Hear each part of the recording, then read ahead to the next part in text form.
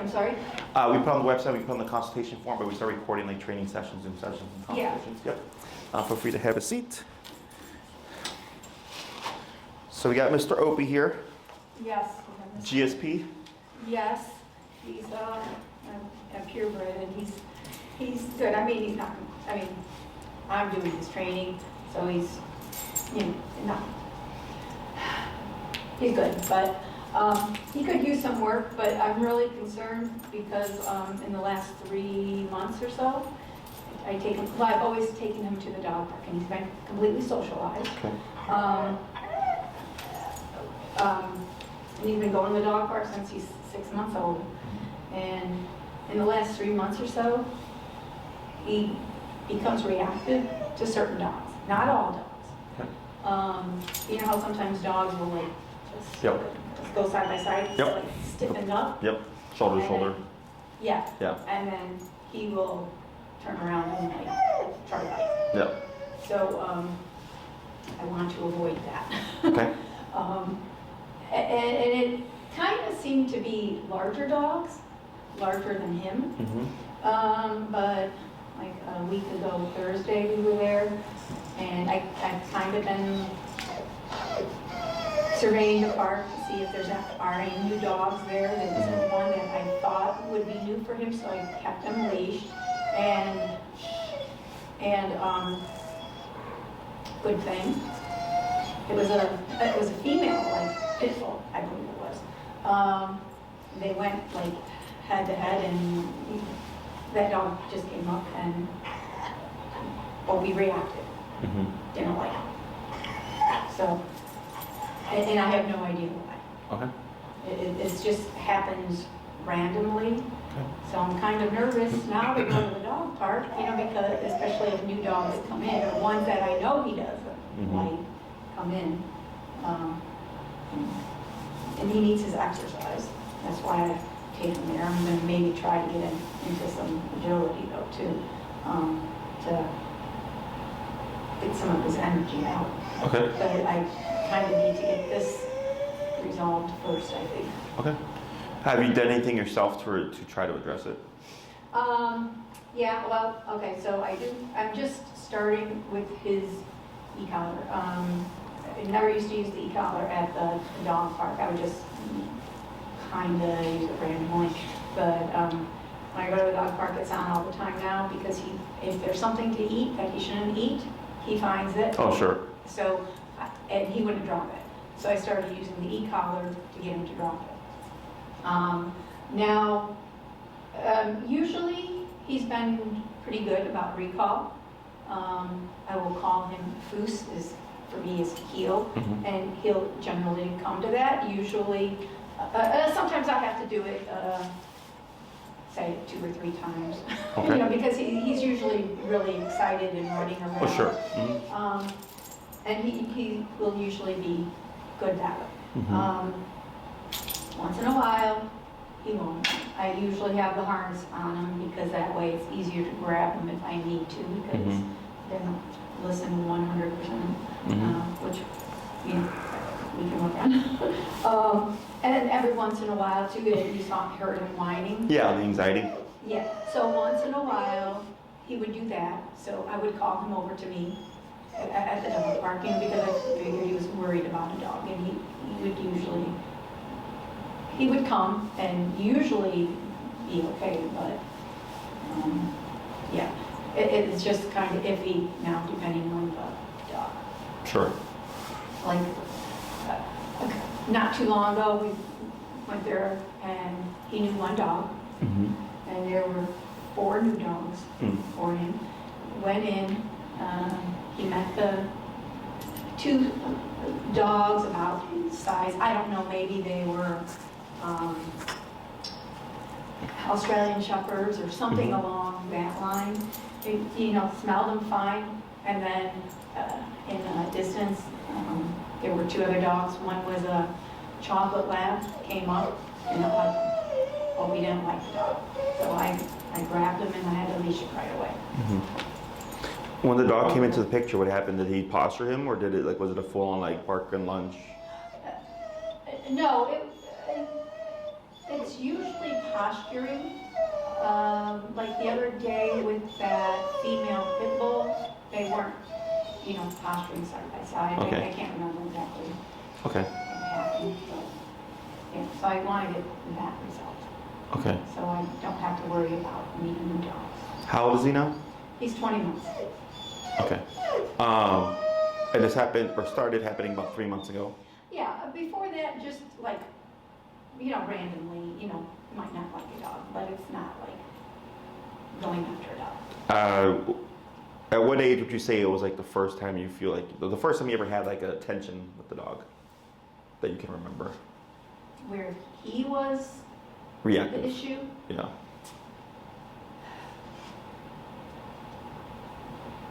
I don't know, earlier this year, maybe 9 months, when he was 9 months or something like Okay. that. But, that would be very, not It was infrequent. really an issue. It was like an odd happening. Yeah. So the reason why it's important is because the infrequency of it, right, or the scale of it was like, well, that's not so intense. But if it went unchecked and now it's an option for him and he's an older, more confident dog, now it becomes something that he can utilize more often than not. Yeah. Does that make sense? Yeah. So it does still tie into what you're dealing with now. Yeah. Typically, and you can use your collar. Yeah. Opie, come. Good boy. Good boy. There's usually a timeline to things. So like my clients' dogs who, let's say, were social and then developed some kind of tension towards dogs, it's usually at 6 months or a year, very rarely 2 years, or the dog had a traumatic experience and from that moment going forward, the dog has had issues, right? Dogs, like we have a golden doodle that comes to us for boarding that we trained. He was a social dog until he was 3 years old, and then he was attacked by an off-leash dog, and then after that point, the dog's aggressive. Okay, so typically it's either the dog's been doing it since they were 2 months, or since the owner had them. It was just kind of like on occasion, but it wasn't a big deal because smaller dog, whatever. 2, it happens around 6 months or a year. Or 3, there's some kind of traumatic experience, and then we start to, now it creates distrust in the dog. And then the dog just doesn't like any dogs. And typically it's any dogs outside of the first few that they befriended. So like let's say they had 20 friends, and then after that point, any dog after that is a problem. Oh. Okay? But the 20 friends is fine, because they've known them forever. So when it comes to the e-collar, how long ago did you start the e-collar? At the dog park all the time. I don't know, a month and a half ago, I guess. Okay, so you But I wasn't using it, when he was meeting with a dog, because I don't know how to use it in that circumstance. I don't want to. you make it a negative. Yeah. I know what you're talking about. Yeah. When did you start using it for like obedience stuff? More recently, probably. I would use it like for jumping. He gets excited and plays the laser at night if it's bad weather or whatever. He loves it, but he'll get too excited and then he'll start to jump at my hand that has the laser in it, right? Mm-hmm. So I use it for that to prevent jumping, and that's helped Sure. a lot. Have you used it for any of this stuff? For like the anxiety? For whining? No, because he's usually not whining when he's... Oh, sure, yeah. So when do you notice he starts to whine? Like what contexts? Every once in a while, if there's a dog that he's worried about in the park. But that was a little bit earlier than, like the last 3 months. More it's posturing and that kind of stuff. If he has to go in his crate, he doesn't want to be in there, He'll start to whine, sure. But yeah, usually he doesn't just whine Sure. to whine right now. And it may be because he's in a new environment. Yeah. So he's kind of unsure, he's uncomfortable. Yeah. So like right now, I think you had pressed the button. What's your level currently at? 3 Out of, out of 10. and then how many, is there like a medium low or a low medium high setting on that collar? Or is it just 10 flat levels? No, it's 10 levels. It's also vibrating tone. Are you, Okay. Once, yeah, no, setting 2 doesn't do anything to them. Okay. Once in a while, I've had to put it to a 4 or 5, Uh-huh. you know, just to like really prevent them from jumping or something. Sure. Okay. And then I've used, you know, if he gets too excited with one of his friend, you know, neighborhood friends, they play. There's one in particular that they really get wild. I've been having this on him recently and use the tone when we vibrate, just to kind of, so the other dog hears it too, so they kind of. Oh, I see, like the break it spurs up. or whatever. Yeah. Sure. Sure. To kind of break it up for a minute. Okay. May I have you go to 4 on your collar? Yep. And then tap on your button. Tap. Tap. Want to go to 5? Tap. Tap. Tap. Go to 6. It's okay. Wait a second. Oh, some, like, he'll like let out and yell sometimes. No, it's okay. We're gonna see what he does here. Okay, so no more, don't tap yet. The next time he whines, we're gonna give a tap. Okay, now he's not fully comfortable yet, so he's gonna whine at some point. Now, tap. Yep, wait a second. Now, if he comes to you, do not give him affection. Okay, he's gotta figure this out. Now, wait a moment.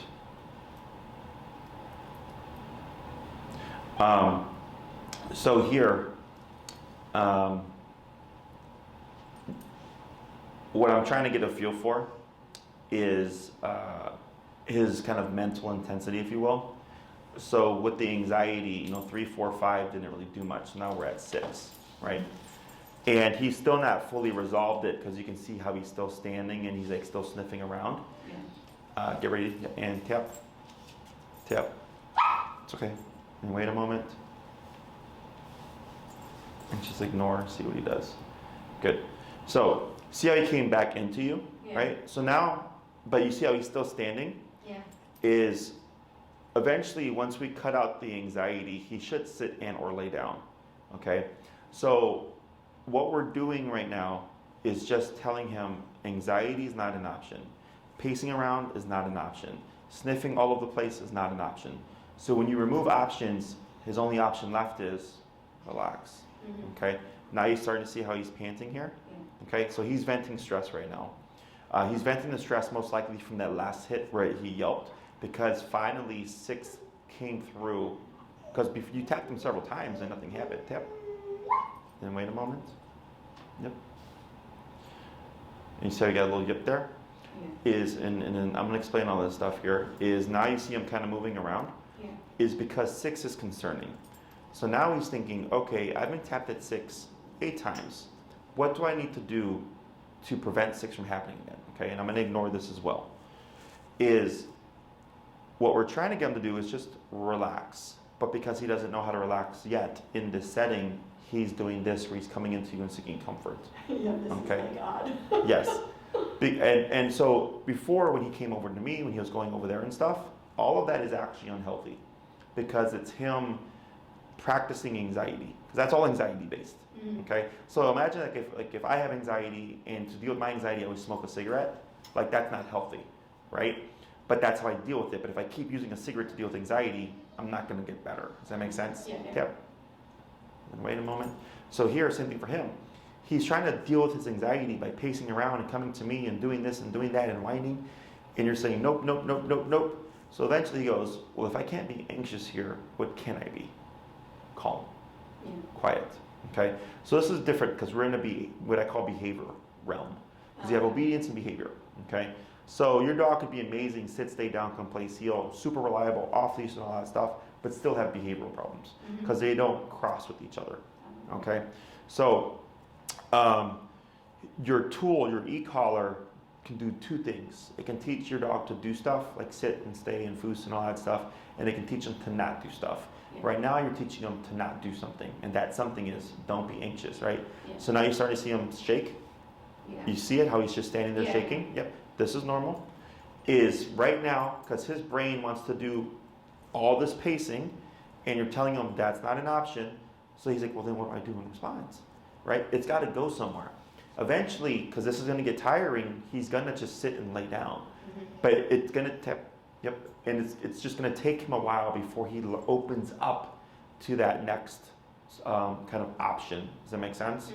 So we're not trying to be mean, but if you're at 3 to, like earlier when you tapped him at 3, he was completely unfazed. 4, completely unfazed. 5, completely unfazed. 6, now we're talking. Because now he's been quiet for the most part since we started addressing him at 6. This dipping of the head and the cowering of the body here is because the level you're communicating to him with is concerning. It has to be concerning. If it's not concerning, he's not going to do it. So if we apply this theory to his behavior, right, you can use this to correct the reactivity and the tension. Now there's more to it, but you can do that. So if you're correcting him at a 3 for posturing a dog, well, if 3 wasn't getting him to relax, well, 3 is not going to stop the posturing. Does that make sense? Yeah. So for humans, so aversives are meant to deter things and to stop things. I'm sorry? What? Aversives, Oh. they're meant to stop and deter things. So like running a red light, you get a $100 fine. That's an aversive, right? You don't want that $100 fine, so we don't run the red light for the most part. Speeding, right? We don't want to lose our license or get pulled over or get fined, fined.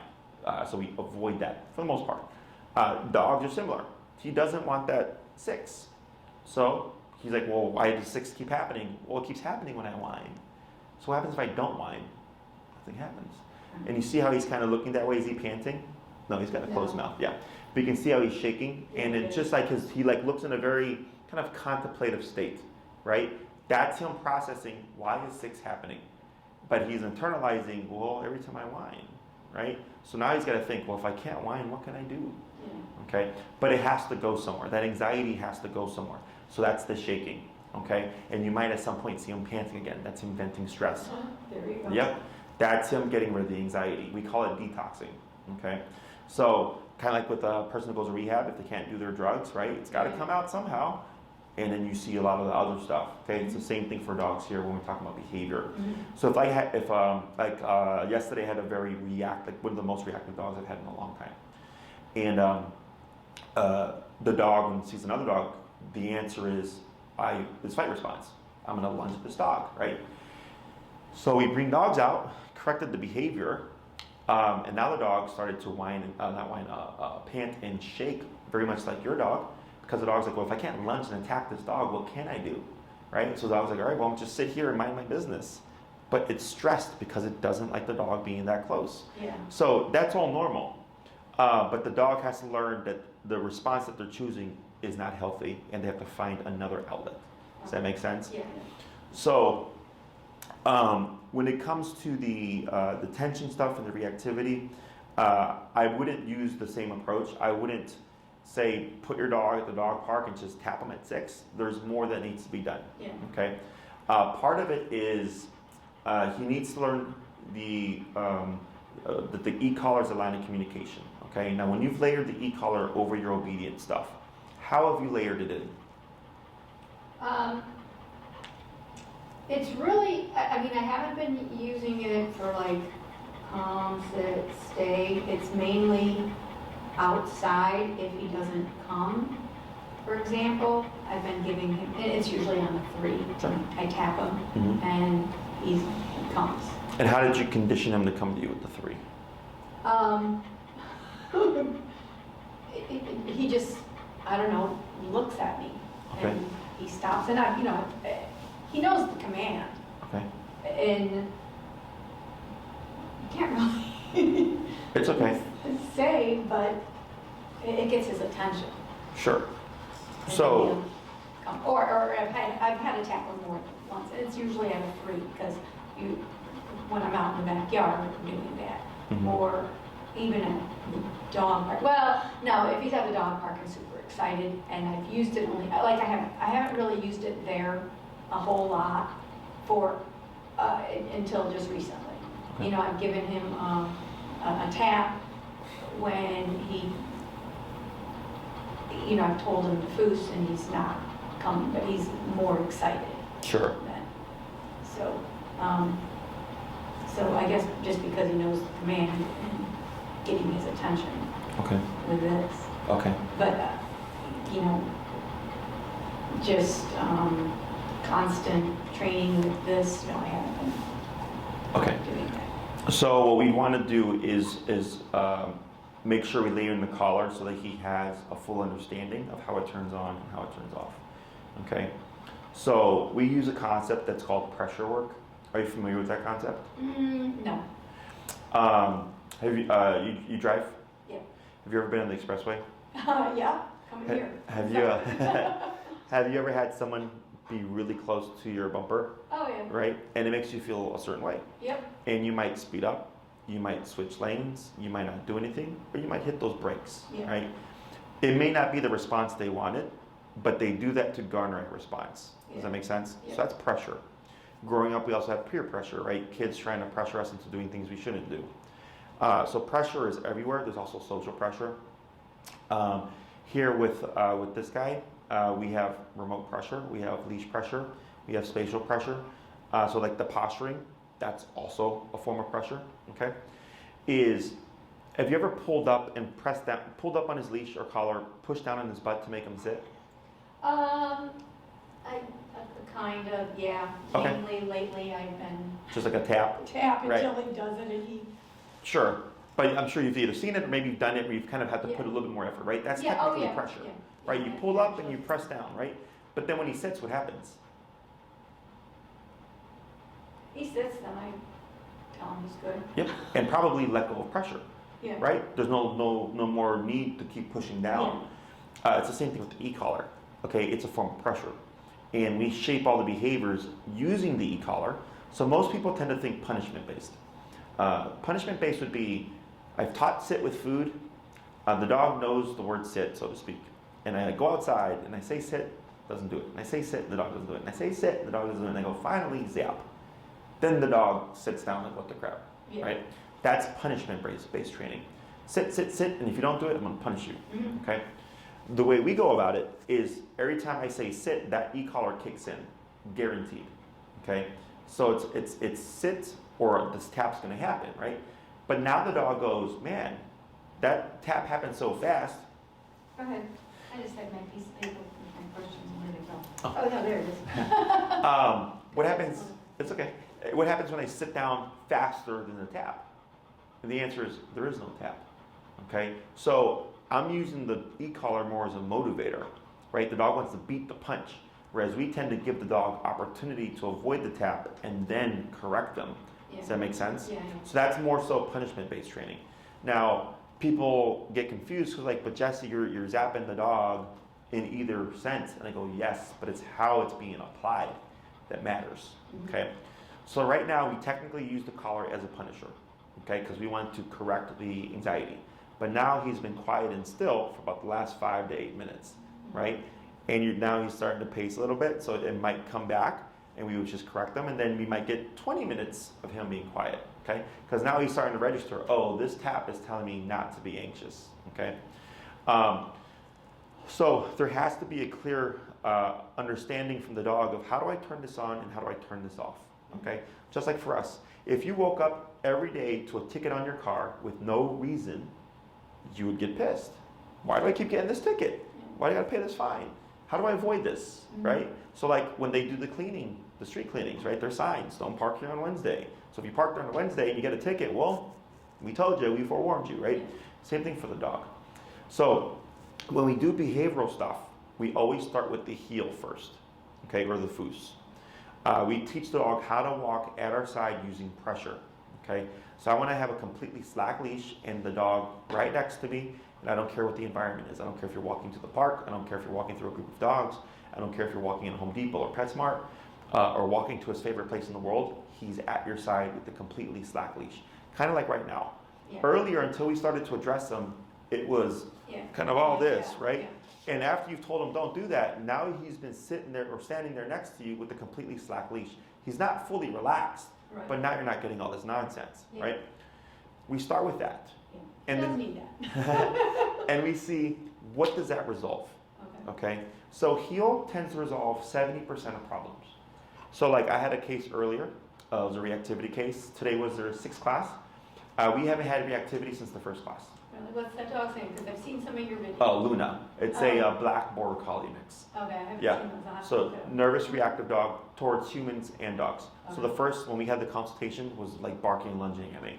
Oh, After the 1st class, nothing. Like complete 180. Okay. Now, not all cases are like that. yeah. But we see, what does heal resolve? What does proper discipline, proper structure, and understanding of how to turn on pressure and how to turn it off, what does that fix? Mm-hmm. So you may find it can help the park stuff, okay? Because typically what happens is when the dog goes out in the world and they're, let's say he's stimulated, right? He's excited. That's technically stress to a dog, okay? Being in this state puts the dog under some state of stress, okay? And then you go to the dog park and then you add in a new dog or a dog he doesn't like or an energy he doesn't like. Well, he's already up here.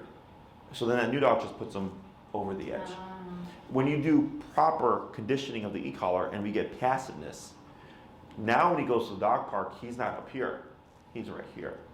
So then if something happens and he starts to escalate, it's more of a process, and now we can interrupt that process with the e-collar if needed. Okay, but in some cases we don't even need to. Just bringing the dog down on the intensity resolves a lot of issues. Okay, so the 1st class is almost always heal. 98% of the time it's going to be that. Okay. I teach you to teach him. I'm present with you. I coach you through everything. It's all hands-on for you. I don't need to touch the dog. It would look very much like what happened right now. Yeah. Okay. I teach you my theory of training, how I apply the collar. I give you your homework. You go off and you practice for a week. Okay. The reason why the heel is so important is because leash walking or leash reactivity are the 2 most common things that my clients want to correct. Okay. Oh, It's okay. now yet? Because You're fine. No, But yeah, just be ready. yeah. But now he's starting to reset a little bit. But we at least got 10 minutes of him being calm, right? So, so heel, leash reactivity, leash pulling tend to be the 2 most common things that people want to address. Heel addresses both those things. Okay. What is exactly, okay, I understand the pulling, but what's the leash reactivity? Leash reactivity is when a dog is walking on leash, they'll lunge and bark at a dog. Yeah. Okay. And I get dogs that are leash reactive but off leash social. Oh, Yeah, because, so the reason why leash reactivity can happen is we have 2 primary responses, fight or flight, right? So if a dog's on a leash, well, there's no flight response, so that only leaves your fight response. So then that's where reactivity comes from. okay. Technically, there's 4 in total, fight, flight, avoidance, submission, but the 2 primary are typically fight or flight, okay? So leash reactivity, leash pulling, 2 most common things we want to address, so we use the heel, okay? Also, when a dog feels e-collar, their instinct typically is to move in response to it because they don't know what it is, and typically it's to move away from it. So a lot of dogs want to run from the collar, okay? We don't want that to happen. So we use heel, which is a moving behavior because the dog's going to want to move in response. Saw how he moved towards you earlier, right? And then at some point he moved towards me and you kept tapping and eventually he moved towards you and everything stopped. It made him move. So, but then he learned if I go closer to mom and I'm quiet down, it goes away, right? So we used the heel, which is a moving behavior, but we're teaching the dog to move, but then to move to us, not away from us, because we never want the dog to run away from the collar. Also, most people in the city of Chicago tend to walk their dogs 3 times a day, 7 days a week, okay? So it gives us something to practice 3 times a day, 7 days a week. So now we got consistency and structure in the dog's life. So human structure is don't run a red light, don't go above the speed limit, don't take things that aren't yours, right? That's our structure. That's our social structure and laws, right? Structure for a dog is if you do this, there's a consequence, a physical consequence. If you don't do this, there's also a physical consequence. That's dog structure simplified, okay? So that's your consequence. Dogs are physical animals. So if there's something another dog does that he does not like, he might nip and or bite that dog to tell him, don't do that when you're around me, okay? And vice versa. He might do something the other dog doesn't like. So that dog will correct him and go, don't do that when you're around me. Now, whether or not he complies to that or goes against it depends on the situation, right? So your e-collar, I like to think of it as a bite on a button, but it has to be conditioned correctly. So that the dog understands when he gets tapped, if it's to stop something, he's like, all right, it's because mom doesn't want me to do this. And then he does something else. Now, the thing about dogs is they're not self-aware. So you're aware on your way here that if you go 90 on a 70 and there's a cop car, you're gonna get stopped, right? You have that just already in your head. Dogs don't. He doesn't go out into the world thinking like, oh, you know what, mom doesn't like it when I like start these fights with dogs or whatever, right? So I'm just not gonna do that. For him, it's, oh, you want to posture? Let's posture, right? And if it goes unchecked, it remains an option for him. Yeah. Does that make sense? Yeah. And it's nothing that, because people, one of the most common questions I get is like, well, when does a dog learn to be a good dog? It's not a thing. It's a human concept. Does that make sense? Yeah. Like I can wake up one day and decide like, I want to learn how to play guitar. And like go out and find a guitar teacher, go to lessons, buy a guitar, practice, right? All proactively. Dogs aren't proactive. He's reactive. If he's in a situation where there's another dog he doesn't know or he doesn't like, he's going to react to that situation, right? If you go out with your e-collar and it's been conditioned correctly, he's going to react differently because he knows there's still a consequence. When you go out without the e-collar, he's going to act differently because he knows the threat of consequence is not there. So it's the same thing with humans. So like most people on the expressway don't go the speed limit, right? Most people speed. But then when they see a cop car, all of a sudden everybody slows down, and as soon as we're in the clear, everybody speeds up, right? Mm-hmm. Because it's called opportunistic behavior. If we can get away with something, we may try it, okay? All animals do it, both humans, dogs, squirrels. Opportunistic behavior is a part of survival instinct, mm-hmm. right? So if an animal is hunting another animal, it's looking for its opportunity to strike for a successful hunt, right? Vultures, right, flying around, trying to find a dead carcass, looking for an opportunity so they can go down and eat, right? Mm-hmm. So opportunistic behavior, it's just the way of the world. It's just the way of the world. So when it comes to the e-collar, in my book, it doesn't go away when you need it. Meaning if he's going to be out in a walk or he's going to be out in the park, you need it because that's where he has problems. And we're outside and we can't account for life and the random things that happen in life. So I want to know I have my tool. However, if you've done your conditioning correctly, the application of your tool should be minimal. Does that make sense? Yeah. It's just the presence of it. He goes, okay, mom's really strict. I know not to press the buttons. I know she'll remote me. I know she'll go to 6. So I'm going to just behave for mom. Okay? But when it's off and you go out and try to go to the dog park, it's like, hey, mom don't got that collar today, and there's a dog I don't like, if the situation arises, you would have a problem most likely. Does that make sense? Yeah. Questions on any of that? Yeah, so, so I've seen some of your videos, and I know you have a dog, right? Yeah. A pit? Yes. Yeah. So in one of the training videos with a reactive dog, I mean, you still had a prong collar and e-collar. I think the e-collar yeah. one too. I mean, so even you. You use the tool still? Yeah. Yes. All the time. My dogs have been off leash trained for about 8 to 9 years, and if I know I'm going to let them go off leash, I have my collar. Okay. And like today, I had my pit socialize with another dog, a dog aggressive reactive dog, and I had her on prong and e-collar again. Because this dog's so reactive, I was like, I know she's not going to like this energy, and I had to correct her, right? Because you have to think, that dog is putting out threat. So then my dog is thinking, well, I got to defend myself, right? And I'm telling you, you're not going to do that. So, however, my dog, if she's just out and there's dogs, she doesn't care. It's when a dog puts threat on her that she feels the need to defend herself. Does that make sense? Mm-hmm. And it's gotten. And she's been doing this for a long time, so she's already an old gal. She's 9 to 10, so she's getting into her kind of senior years. So I try not to use her a whole lot now. Same thing with my Chihuahua. I try not to use because he's the same age. He's 10 years old. But when they were younger, they would take all the dogs attacking them. She's been charged by an off-leash dog and attacked and didn't do anything. But now that she's getting older, she's becoming a little bit more defensive, and I've learned that from her. But when it comes to their obedience, the collar is on, but it's you're not using it. Exactly. Yeah. So, because of opportunistic behavior, and actually, one time, not one, 2 times, I was walking through Logan Square. I was going down the boulevard here, walking around. There's a big open green field going that way. It was October, August, and my pit hates fireworks. She gets super anxious. She has a strong flight response to fireworks. I'm walking through. August, October, not expecting a firework, right? So I didn't have my e-collar because my dogs were not going to be off leash. And someone blows up a firework. And my pit freaks out, right? And because I didn't have my tool, I couldn't bring her back to stability. I just have to deal with like the anxiety and like, walk so home. Giving her a Tap can help. Really? Yes. For the firework? Oh wow. Yes. Okay. And it happened to me twice, and this, but I didn't have my e-collars because my dogs walk well on the leash. But I wasn't anticipating that, right? So that's an external thing that I don't have control over. Had I had my e-collar, yes, I could have regained control, no problem. We would have still had an enjoyable walk home, okay? Mm-hmm. So it also comes into play for the things that we can't account for, very common. One of the most common things that my clients have come to me about is dogs running away from fireworks. I've had dogs or clients come across coyote here in the city. I've had clients' dogs get charged by an off-leash dog, and they need to pull their dog away from that dog.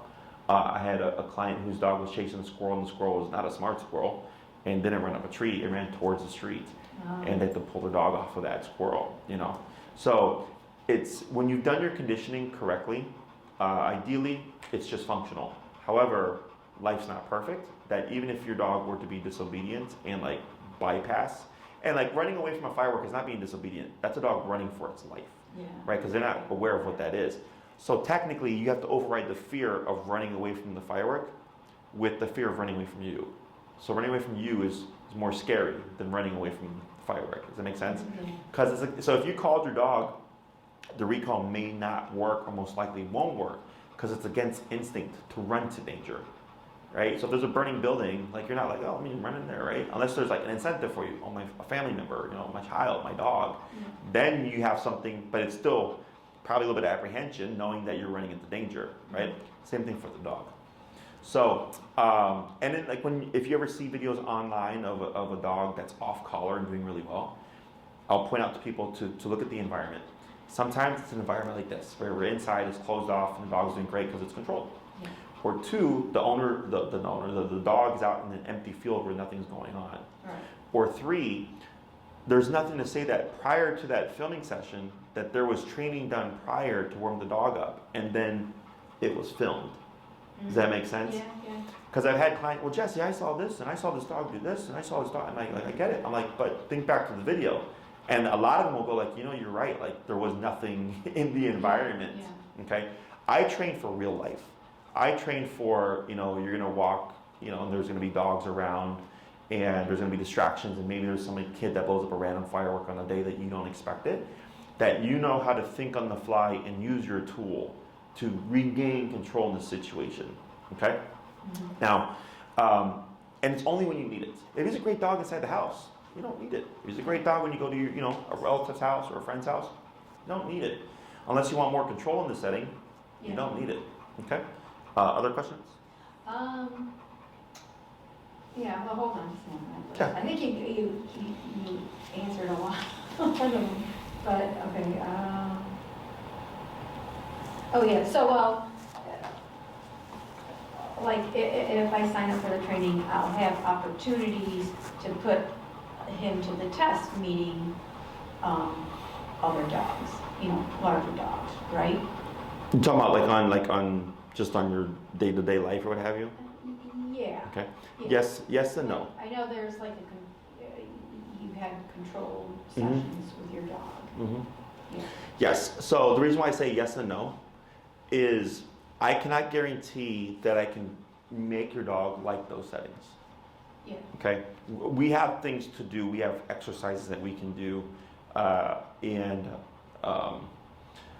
I'm leaning more towards I think you'll be fine. Because if it was because it started getting worse these past 3 months, right? So you're catching it pretty early.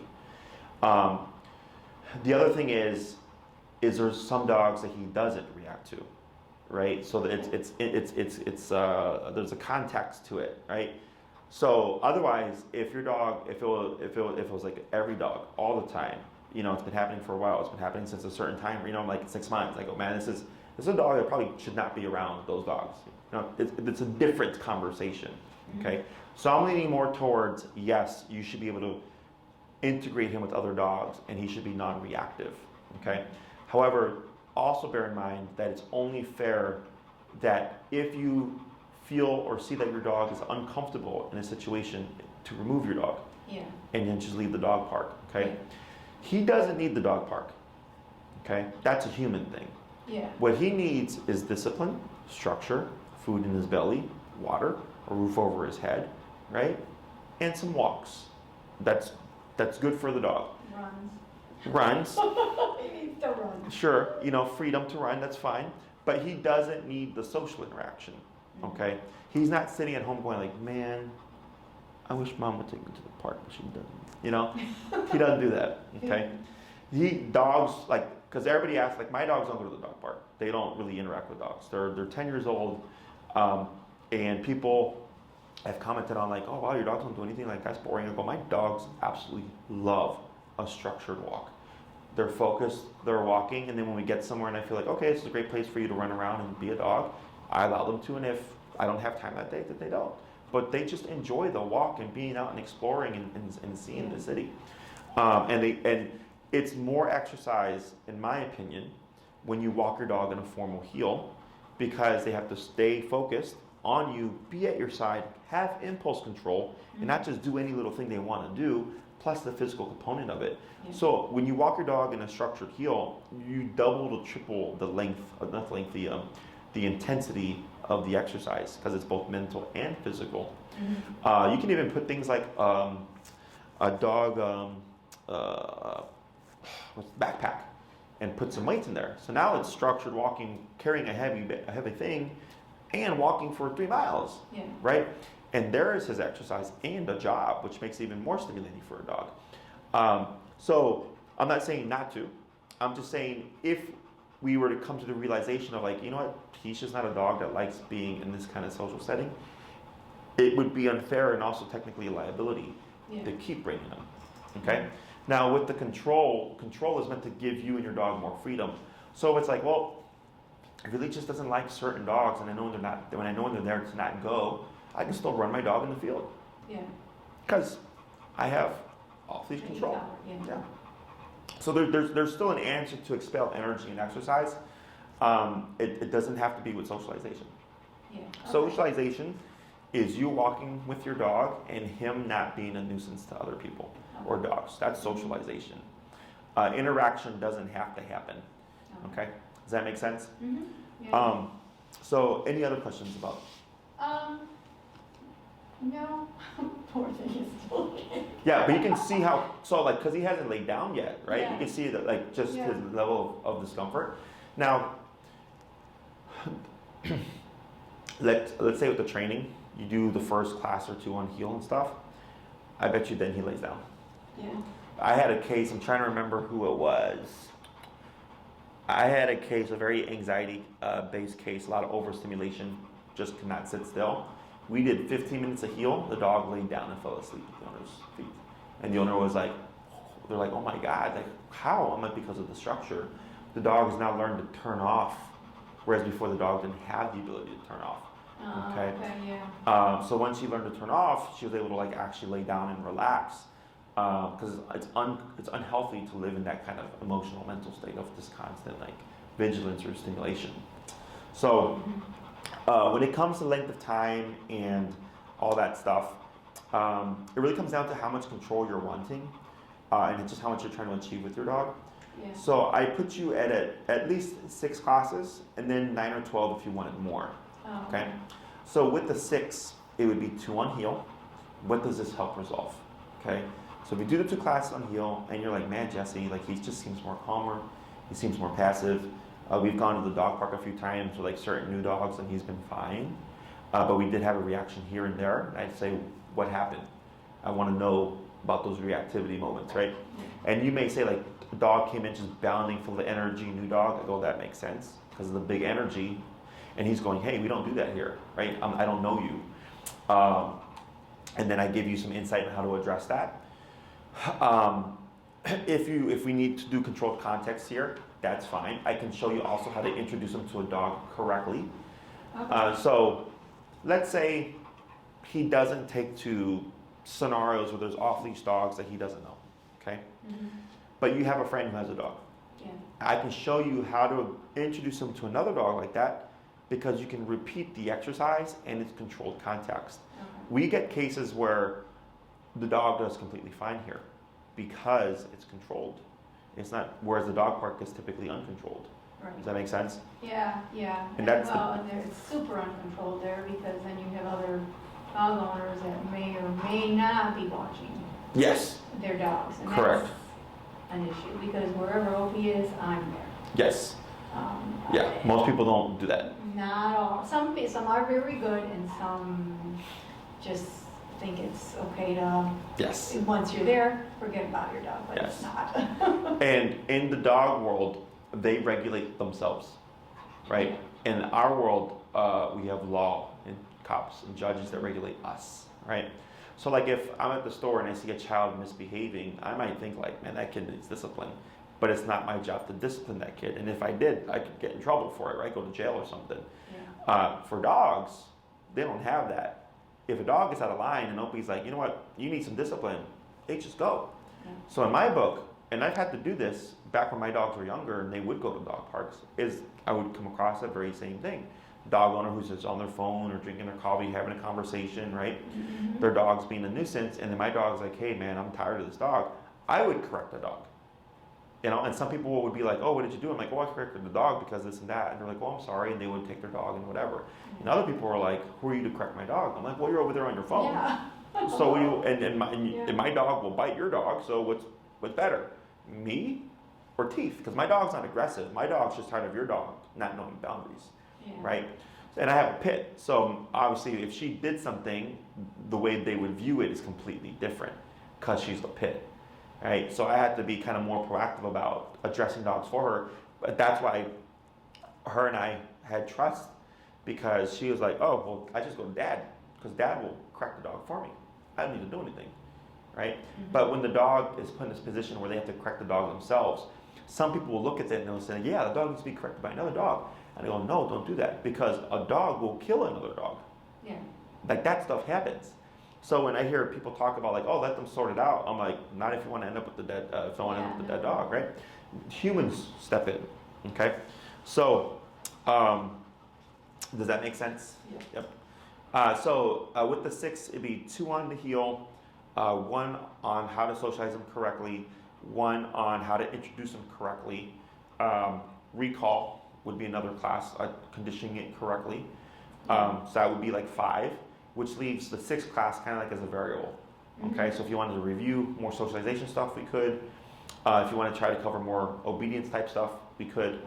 Okay. If you did 9 or 12, it gives us more time to work on obedience to build up the level of control that you have. Okay. Okay. The only command that has to be off leash reliable, recall. Okay. Every other command does not need to be, but every command can be built to an off leash Yeah. level. Okay. There are 6 commands: sit, stay, down, come, place, heel. Aside from the release command of break, which means your job is done. Yeah. Those are the 6 formal obedience commands. Heel and recall are the absolute most important. Okay. Place command, which is Yeah, I have them do place, but I don't really have a raised, well, I have one raised surface and I do that out. Sure. And I've used that inside, otherwise it's on a particular smaller rug or. Yes, as long as there's a or perimeter. on his bed. Correct.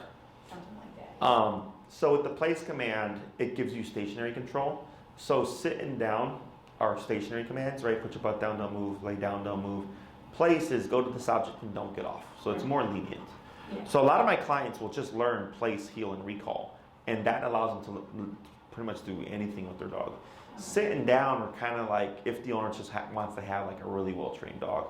But technically, if everything's going well, we could also cover stationary control through e-collar formally, okay? Otherwise, if you did like a 9 to 12 week program, now I'm thinking, okay, you want more control. So once we know we have a good grip on the behavioral stuff, I really just help you, I just help focus on the obedience and getting it to a much higher level, okay? But technically, the only command that has to be off-leash reliable is recall, Yeah. okay? Other questions? Yeah, no, I think you've covered them. Quite a bit. Yeah. The last thing would be your remote system. Yeah, I know you use dog. I use dog truck, correct. So one thing I saw here is on the 6, we were able to like stop the anxiety for the most part, right? Mm-hmm. He stopped the whining. We always want to think about case of emergency. Okay, so you're at a 6 just to get him to be calmer in an empty environment. Okay, that leaves us just 4 more levels. So then you want to think, well, what happens if my dog gets spooked by a firework and is running away? Am I going to have enough output to override the situation? Yeah. What happens if an off-leash dog charges my dog and starts a fight? Am I going to have enough power to withdraw my dog from the situation? Okay, so that's where the dog brand comes into play. These models of collars tend not to have a lot of output. Output meaning the strength of the contraction. Okay, so for Dogtra, for example, there's 15 pounds and under, 35 pounds and under, 70 pounds and under, 70 pounds and over. Oh, Okay, there's, so like my Chihuahua would technically be on a 15 pound and under collar because he's 8 pounds. Okay, so it all comes down to the output. As a smaller dog, technically wouldn't need a lot of power. One of the dogs I socialized with today with my pit is a Boston Terrier, a very crazy Boston Terrier. That's one of his friends. Yeah, attacked the owner's husband, or not husband, boyfriend, attacked their other residing dog, goes crazy after dogs. Okay, Oh, wow. 30-pound dog. Yeah. Yes, he's on a collar meant for a 70-pound dog and over. Seriously? Yes, and today when we were working with him, I had to go to 100 out of 127 to finally get him to stop attacking my dog. Oh Okay. my gosh. Now, I know this, but people don't know this, is that's what I account for. Because theoretically speaking, he would have been on a 35-pound under collar. But I told her, from everything you're telling me, it sounds like your dog's pretty intense. I'm going to put you on the 70-pound and over collar. So it's perfectly safe to use. It's just we get more from less. So her collar could be maxed out. Let's say it was the other collar, the smaller one. She could have been at 127, and he would have not stopped today. Because the intensity of the aggression was greater than the output of the collar. Okay? So when I put on that black edition, I was accounting for the intensity of the dog's behavior, not the size of the dog. Okay. Does that make sense? So for your case, I would suggest, because he's a 55 to 60 pound dog. Yeah, he's about 58 or so. Okay. You technically have 2 options. One would be the Dogtra 2300, which is the 70 pound and under collar. And then there's the Dogtra Black Edition, which is a 70 pound and over collar. Okay. I usually suggest when people have a dog like this, like more almost closer to the threshold, is go for the higher powered collar. One, it's more aesthetically pleasing because it's a curved collar, so a lot of people like that. 2, it's got a 1 mile range, both the transmitter and the receiver, so you get more range, even though you may not use, obviously, the whole mile. It's fully waterproof system, both the transmitter and the receiver. Oh. And then you don't have to worry about anything because you have the best, highest powered collar. So all that means is if he was on the 2300, his number could be 60, but on the black edition, his number could be 40. So now you just have more wiggle room. Okay? So I could put it on my 8-pound Chihuahua. He'd be perfectly fine. He would just have a much lower number. I use it on that 30-pound Boston Terrier, and he's doing just fine. And it was the power needed to shut down his aggression. Okay? So the black edition, I recommend it just because it's such a great collar, and you don't have to worry about anything. I had another client who opted for the lower powered collar, even though I told them not to, and then they ended up having to spend more money because they were past the return point of their current collar. Yeah. And I was like, yeah, so I recommend that. So the black edition is only, I believe, $40 more than the Dogtra 2300.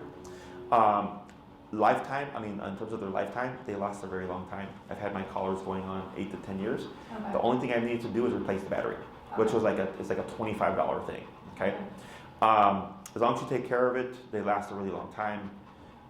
Every now and then, like there might be a malfunction, which if it's within a year of purchase date, you can send it to Dogtra. Dogtra will repair the collar for you and send it back. If it's outside of a year, you can still send it in for repair. You just probably have to pay them to repair it. Okay. Most common thing is typically just the collar battery gives. It's like your cell phone, it's a rechargeable lithium battery, so it has to be replaced every so many years. But mine's lasted a really long time. Other than that, I would say 6 classes at minimum. More is fine if you'd like, but I wouldn't do anything less than 6 for what you're dealing with. and then just the Doctra Black Edition. Oh, okay. Okay. Questions? No, I could just talk to Maria. Yes. Yeah. So Maria handles all the scheduling. So please allow her a 5 to 7 business day turnaround, because since you submitted your form, other people have submitted their forms. Yeah. Previous clients are also booking their consultations. Plus, there's my current list of clients as well. Yeah. So she's kind of going through everybody. So you're kind of like back in the waiting line. Yeah. Once you pick your time, so the way the scheduling works is, let's say, is today Sunday? Yeah. Let's say Sunday at 4:30 was free, and you're available, and I'm available, right? And you say, yes, Maria, that'd be great. Please give me 4:30 on Sunday. And you do 6 classes. 4:30 on Sunday for 6 weeks plus 1. That is your time. No one can take it from you. Okay. Okay? And then let's say we have another client that needs 4:30 on a Sunday. Maria would book them at the end of your program after that 7th week, thinking like, okay, that's when your priority ends, right? Yeah. To keep my calendar moving. Yeah. Let's say you have to cancel, reschedule a couple of classes, and you do so in enough window of time that you don't lose the classes, is you would technically have like 2 classes left over, right? So then Maria may reach out to you and say like, hey, like, you used up your priority, we had to book another client. What other times are you available, so then we can wrap up those last 2 classes, okay? So as long as you have enough heads up, you don't lose the classes, but you may lose the time. Evenings and weekends are my most high demand times, because most people work 9 to 5 now. Yeah. Or kind of back again. And then, but then once you're on the calendar, that's it. You're not having to wait 3 to 5 days every time. Yep. Yeah. There you go. I forgot. It's okay. But you saw how it started with him going towards the gate, right? So technically speaking, you could have corrected right there. Okay. Okay. Yeah, please allow her a 5 to 7 business day turnaround. If you'd like to expedite the process a little bit, you can email Maria and say, hey Maria, I'd like to sign up. I want 6 classes or 9 classes, and here's my availability. Because that's what she's going to ask you for. Okay. So by doing that, she already has the information. She would just then send you our contract form. Maria goes by the contract form. Once you've submitted the form, she now knows you're serious. Okay. Mm-hmm. We get other clients that have questions about the form, and it's fine. They're welcome to ask, or you're welcome to ask any questions. But then she's booking everybody else as she's answering their questions, right? Right. So then any times that would be available for them are now gone. Mm-hmm. So once the form is in, she knows, and she can get you booked, she knows you're serious, and that expedites the process a little bit more. Otherwise, if you have any questions about the form, you can ask Maria, and she'll clarify anything for you. Okay. Yeah, and then once you're on the calendar, we just meet every week, whatever time works for you. Okay. With the winter coming. Yeah, and I'm coming from the suburbs. Yeah. Yeah, so, What suburb? Rolling Meadows. Is that west? No, northwest. Northwest. You know where Arlington Park is? Yes. Out there. Like I know the names because I've been out there, but I haven't been out there in so long. Yeah. Woodfield, Arlington Park Racetrack. Gotcha. So we have a couple of options. One, when it comes to the training stuff, we don't technically have to train outside. Okay. With how I teach, even if we train inside, it will still transfer to outside. Okay. Mm-hmm. We can meet outside if you prefer that. During the winter time, we start to move towards Palmer Square, which is closer to my facility, and it's off the expressway as well. It's like a 5-8 minute drive from the expressway. So like a lot of my clients that come from the suburbs, we meet there instead of Oz Park, because Oz Park is 15 minutes east. So you got to get off the expressway, go all the way to Oz Park. Plus it's closer to the lakes now, it's colder. Yeah. And people don't account for that. And then the dog's too cold because now we're sitting there for an hour outside. So if you'd like to work outside, we can, probably be at Palmer Square. Otherwise, we can work here, and then it's just knowing how to use your collar correctly, and then you go off and practice, okay? Okay. If you were to need to do an in-home, where I come to your park or what have you, so you see it in your setting, it can be done. Now, for us, there's a $50 upcharge, because I'm leaving to go to you, but then there's also a travel fee for being out of the city, okay? So we have to do the math. I do travel out, it's just more expensive now because COVID kind of flipped everything on its head. Prior to COVID, I used to travel to all my clients. Oh. Yeah, and then I would do home visits. But then COVID happened and nobody wanted me coming into their home. Finally, only took an hour. Wow. Yeah, but that's what I said earlier. Yeah. So, yeah, nobody wanted me coming into their home. So then people started coming to me at the park, but it worked out great because we were outside. It was lots of distractions, and it was me coaching the owner, so everything was on the owner, and I didn't have to do the train the dog myself, because then the training is partially tied to me, right? But now it would be completely tied to you. Yeah, because it needs to be tied to me for him to. Correct, because it's when you leave and stuff is when it's going to really matter. So you learn a ton more. But regardless if we train inside or at a park or whatever, there shouldn't be any issues with transferring your obedience to your home setting. Okay. Okay? Anything else? No, I think that's it. Okay. So if you have any questions you may have forgotten to ask, you can ask Maria. Okay. If they pertain to me, she'll send me an email and I'll answer it and she'll send it to you. Otherwise, you can answer any other questions you may have. Okay. And then, no, that's pretty much it. Yeah, he's still shaking. Yeah. He's sitting but shaking. Yes. Poor guy. Yeah, but that just shows you like the level of discomfort that he had, like with the whole situation. Yeah. You know, but it gets uncomfortable to be like that for so long. Like he's probably gonna pass out when you get home because of the emotional discomfort that he's been. But as we work with them, you should start to see a lot of this stuff just start to go away. Okay. Okay? Okay. Awesome. Well, it was a pleasure meeting you. Yeah, you too. Thank you very much. Yeah, and if anything pops up, you can just He's like, oh, let me know. I know, he's like, finally, freedom.